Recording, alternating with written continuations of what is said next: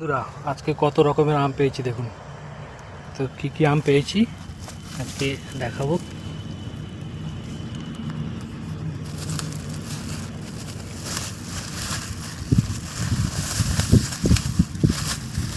এই দেখুন বন্ধুরা,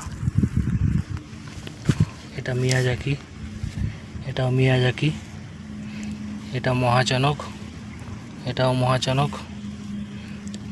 এই দুটো হচ্ছে গোলাপ খাস, এটাও গোলাপ খাস। এটা হচ্ছে আমিন বুলান্দ বাগ, নতুন ভ্যারাইটি।